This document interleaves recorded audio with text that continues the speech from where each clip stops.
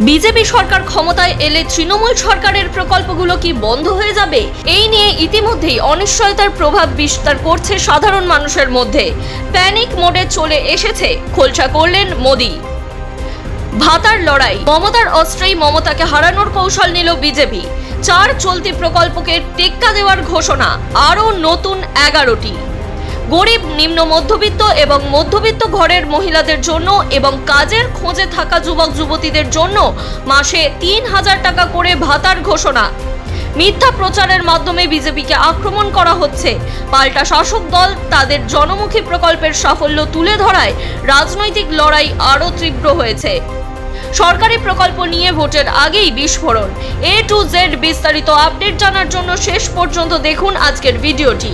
এর পাশাপাশি এমনই নিত্য নতুন আপডেট সবার আগে গুরুত্বপূর্ণ খবরগুলি জেনে নেওয়ার জন্য অবশ্যই আমাদের চ্যানেলটি সাবস্ক্রাইব করে পাশে থাকা বেল আইকনটি প্রেস করে দিন।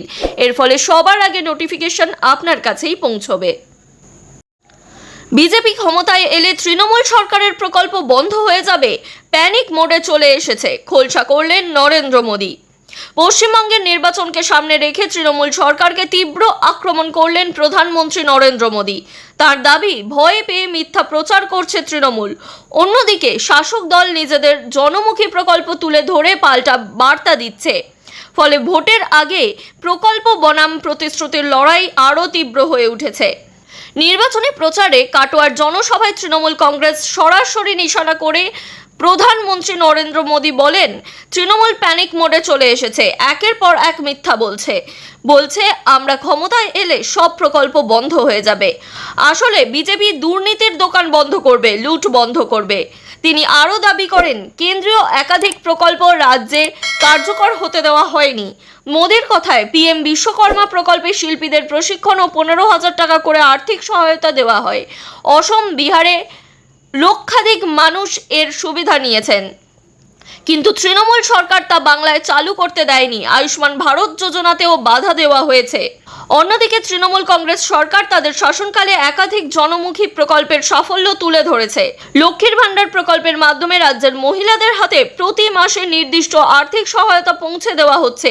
এর পাশাপাশি কন্যাশ্রী ও রূপশ্রীর মতো প্রকল্প দিয়ে মেয়েদের শিক্ষা ও সামাজিক নিরাপত্তায় গুরুত্বপূর্ণ ভূমিকা পালন করছে।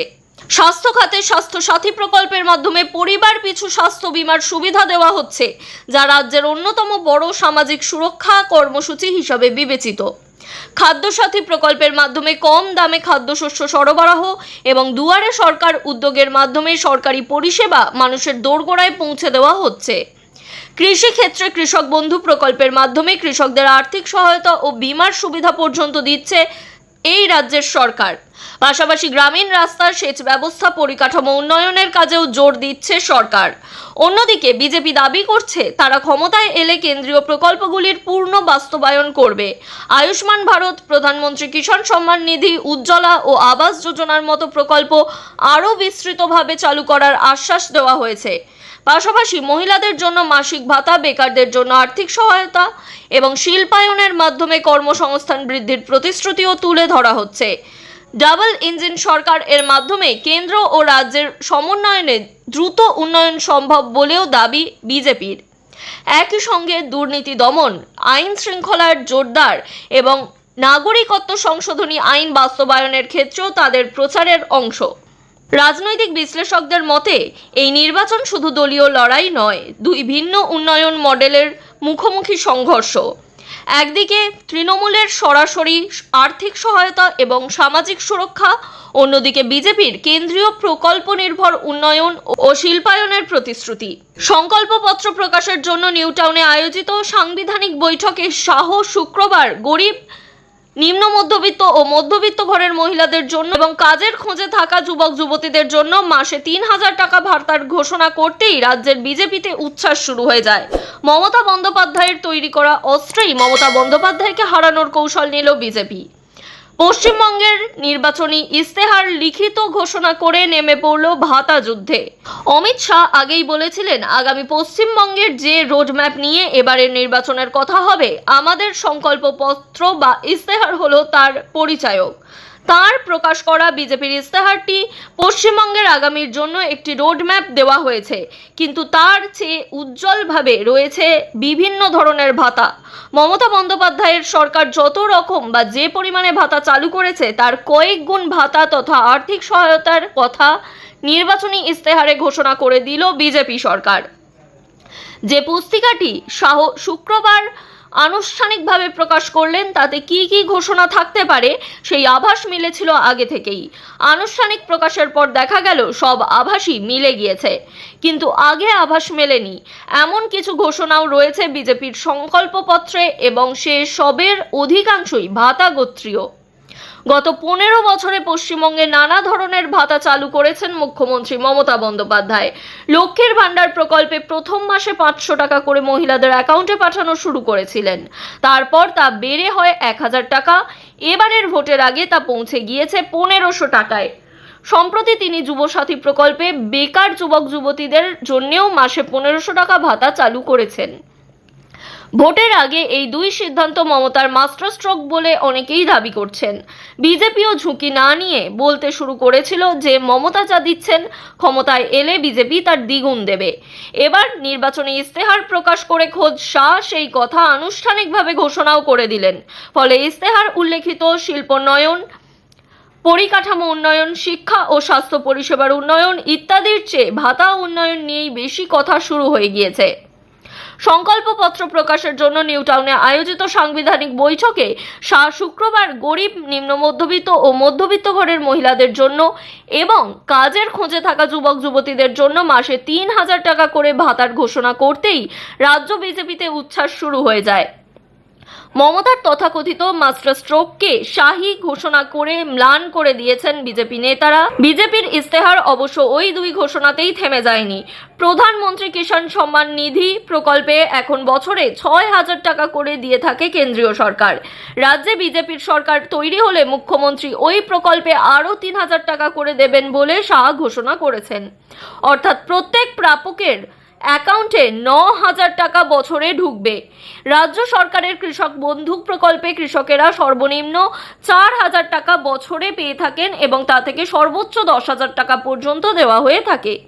বিজেপি জানাচ্ছে ক্ষমতায় এলে কৃষকদের সহায়তার ক্ষেত্রে এমন সর্বনিম্ন বা সর্বোচ্চ ভেদ থাকবে না, প্রত্যেকে বছরে 9000 টাকা করে পাবেন। বিনামূল্যে স্বাস্থ্য বীমার ক্ষেত্রেও তৃণমূলের প্রকল্পকে ছাপিয়ে যাওয়ার চেষ্টা দেখিয়েছে বিজেপি। বর্তমানে রাজ্য সরকারের স্বাস্থ্যসাথী বা কেন্দ্রীয় সরকারের আয়ুষ্মান ভারত দুই প্রকল্পেই বছরে 5 লক্ষ টাকা পর্যন্ত চিকিৎসা সুবিধা মেলে। ফারাক হলো কেন্দ্রীয় প্রকল্পটি 70 বছর বয়স পর্যন্ত নির্দিষ্ট আয়ের মধ্যে প্রযোজ্য। রাজ্যের স্বাস্থ্যসাথী যে কোনো আয়ের মানুষই পেতে পারেন। বিজেপি শুক্রবার ঘোষণা করেছে পশ্চিমবঙ্গে তারা ক্ষমতায় এলে এ রাজ্যে আয়ুষ্মান ভারত প্রকল্প চালু করা হবে। তাতে শুধু রাজ্যের মধ্যে নয়, দেশের যে কোনো প্রান্তে গিয়ে নিখরচায় চিকিৎসা করানোর সুযোগ মিলবে। তার পাশাপাশি রাজ্য সরকারও ওই প্রকল্পে অতিরিক্ত তহবিল যোগ করবে, যার ফলে বীমার মূল্য 5 লক্ষ টাকার বেশি হবে। শাহের এই 4 ঘোষণা যদি হয় তৃণমূল সরকারের চালু করা প্রকল্পগুলিকে টেক্কা দেওয়ার চেষ্টা, তাহলে পরবর্তী ঘোষণাগুলি ছিল ভাতার লড়াইয়ে তৃণমূলকে পেছনে ফেলে দেওয়ার প্রয়াস। কারণ আরও একগুচ্ছ ক্ষেত্রে ভাতা তথা আর্থিক অনুদানের ঘোষণা এই দিন বিজেপির ইস্তেহারে প্রকাশ পেয়েছে। সংকল্পপত্রটিকে 11টি অধ্যায়ে ভাগ করেছে বিজেপি।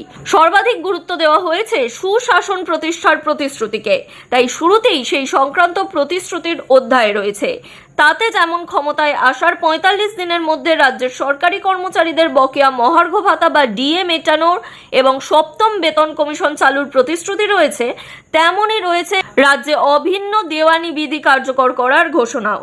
10 বছরের পরিকল্পনা তৈরি করে কলকাতা শহরের অবস্থা বদলে দেওয়ার আশ্বাস রয়েছে আইনের শাসন ফিরিয়ে আনার প্রতিশ্রুতিও।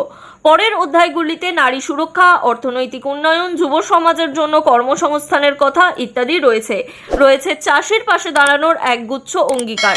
হুগলি এবং পূর্ব বর্ধমানে এই মুহূর্তে আলু চাষিদের মধ্যে যে ক্ষোভ রয়েছে সেই সম্পর্কে বিজেপি ওয়াকিবহল।